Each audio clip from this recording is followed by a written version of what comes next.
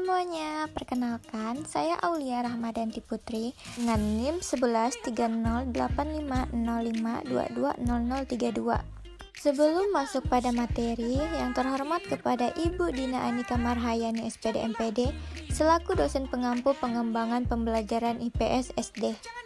Sekarang kita masuk ke materi di pelajaran IPAS kelas 4. Pada bab 8, membangun masyarakat yang beradab, topik A, norma dalam adat istiadat daerahku. Kita masuk pada capaian pembelajaran. Peserta didik mengenal keragaman budaya, kearifan lokal, sejarah, baik tokoh maupun periodisasinya, di provinsi tempat tinggalnya, serta menghubungkan dengan konteks kehidupan saat ini.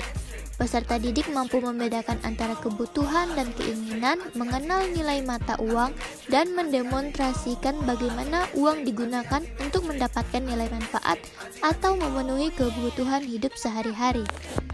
Di dalam tujuan pembelajaran terbagi lagi menjadi 3. Yang pertama ada mempelajari apa itu norma dan adat istiadat. Yang kedua, membedakan peraturan tertulis dan tidak tertulis.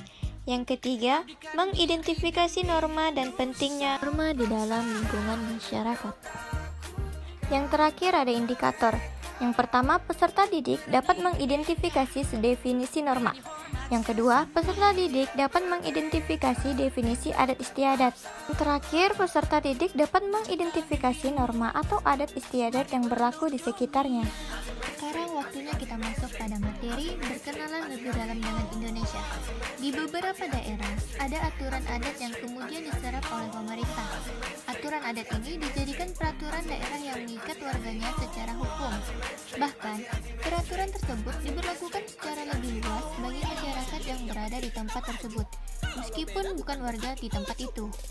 Pada materi ini kita mengambil di daerah Bali. Masih ingat siapa perangkat pemerintah yang ada di daerah kalian?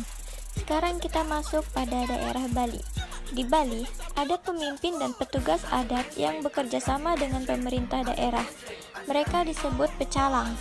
Pecalang bertugas menjaga keamanan dan ketertiban wilayah secara umum, sehingga upacara adat yang diselenggarakan dapat berjalan dengan tertib dan aman. Selanjutnya ada masyarakat Baduy yang terletak di Kabupaten Lebak, Provinsi Banten, memiliki aturan memisahkan wilayah Baduy dalam dan Baduy luar. Di wilayah Baduy dalam, masyarakat sama sekali tidak boleh menggunakan alat elektronik termasuk kamera. Tidak ada listrik di area tersebut.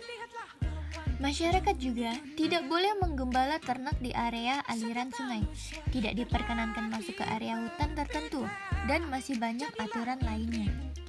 Tujuan mereka adalah untuk mempertahankan sistem adat dan melindungi areanya dari perubahan. Mereka memenuhi segala keperluan hidupnya dengan cara mereka sendiri. Teknologi yang digunakan pun tradisional dan selaras dengan alam. Misalnya, penyimpanan bahan pangan menggunakan sistem lumbung. Yang terakhir ada masyarakat Pulau Lembata yang terletak di Nusa Tenggara Timur, memiliki kebiasaan berburu paus sekitar bulan Mei sampai dengan November yang sudah berlangsung sejak ratusan tahun lalu.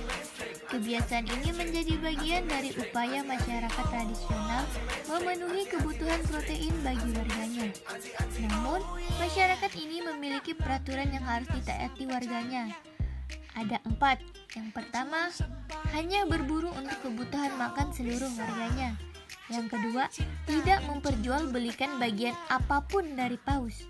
Yang ketiga, tidak berburu paus jantan dan betina yang sedang hamil. Yang terakhir atau yang keempat, semua aktivitas perburuan dilakukan secara tradisional. Nah, sudah sampai pada ujung materi. Hanya itu yang dapat saya sampaikan. Sekian, terima kasih. Assalamualaikum warahmatullahi wabarakatuh. See you next time.